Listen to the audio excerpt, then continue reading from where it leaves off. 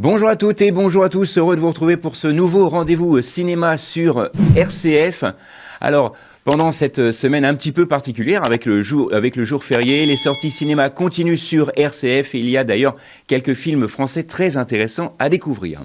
Au programme aujourd'hui, un thriller d'espionnage, une comédie dramatique signée Agnès Jaoui et une romance pleine d'humour. On commence donc tout de suite avec ma première sélection, Mata de Rachel Lang, avec notamment Joséphine Japy et Raphaël Personnaz. Alors, le film commence avec ce thriller d'espionnage français qui semble vouloir mélanger tension politique et drame intime. On va suivre Sarah, une interprète qui travaille pour une organisation internationale dont la vie bascule du jour au lendemain lorsqu'elle découvre certaines informations confidentielles qui ont été utilisées dans une opération clandestine particulièrement sensible. Alors très vite, elle comprend qu'elle a été surveillée, qu'elle pourrait être liée malgré elle à une affaire beaucoup plus importante qu'elle pouvait l'imaginer.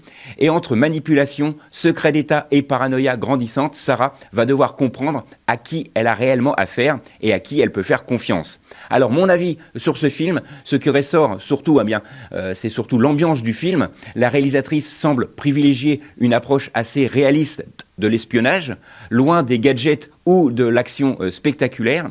Le film mise davantage sur la tension psychologique et le doute permanent. Et effectivement, avec ce film, on semble porter beaucoup plus d'intensité au casting, à ce qui est réellement. Et c'est vraiment très très important de le dire. Alors, si vous aimez les thrillers sobres, un peu dans l'esprit des films d'espionnage européens, ça pourrait être une vraie très bonne surprise.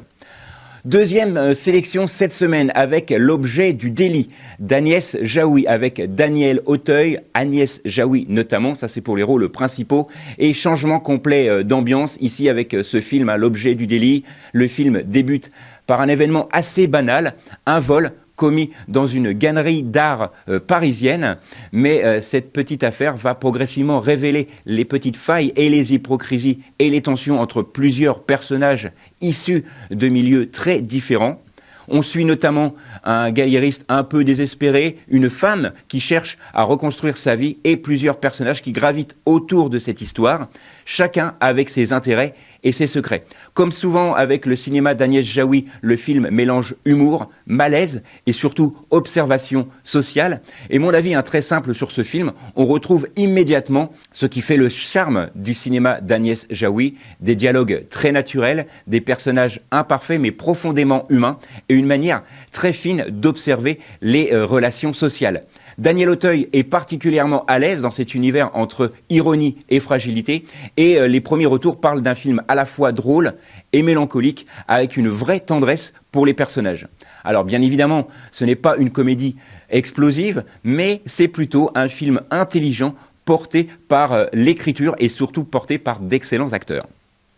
Ma dernière sélection cette semaine avec Tout va super, avec notamment Hakim Djemili et Noémie Lvovsky et Marélie Colomb. Le film est réalisé par Patrick Kazir et ce film est totalement différent encore une fois. On termine avec une comédie romantique moderne. Le film suit Mehdi, un homme qui répète en permanence que tout va super, alors que clairement, bien évidemment, tout ne va pas réellement bien dans sa vie. Entre son travail qui part en vrille, sa vie sentimentale compliquée et ses relations familiales parfois chaotiques, Mehdi tente de garder le sourire, quoi qu'il en coûte. Mais lorsqu'il rencontre une jeune femme aussi perdue que lui, les choses commencent peu à peu à changer.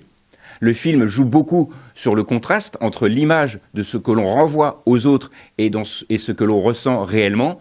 Et mon avis sur ce film, bien tout simplement, le réalisateur continue le ton que l'on lui connaît, avec des personnages attachants, un humour un peu absurde, parfois, mais toujours beaucoup de sincérité. Hakim Djemili semble très à l'aise, lui, dans ce rôle de trentenaire débordé qui essaye de tout gérer sans jamais réellement y parvenir. Et le film paraît parler avec légèreté de sujets très actuels, la pression sociale, le besoin de paraître heureux par rapport aux autres et la difficulté d'être simplement soi-même. Le film semble être la comédie feel-good de la semaine, avec suffisamment d'émotions pour éviter le simple enchaînement de gags, et ça c'est important à souligner. Et conclusion pour ma sélection de la semaine, ce sont mes films que j'ai sélectionnés pour vous. Souvenez-vous, on a parlé de Mata, un thriller d'espionnage tendu et réaliste, l'objet du délit également pour une comédie dramatique fine et très humaine, et surtout ma dernière sélection, Tout va super, pour une romance moderne, drôle et surtout très touchante. Voilà, c'est tout pour cette semaine. Nous, on se retrouve la semaine prochaine, même endroit, même heure. D'ici là, sortez, allez au ciné et n'oubliez pas que le cinéma est fait pour tous ceux dont la curiosité est le plus grand des défauts.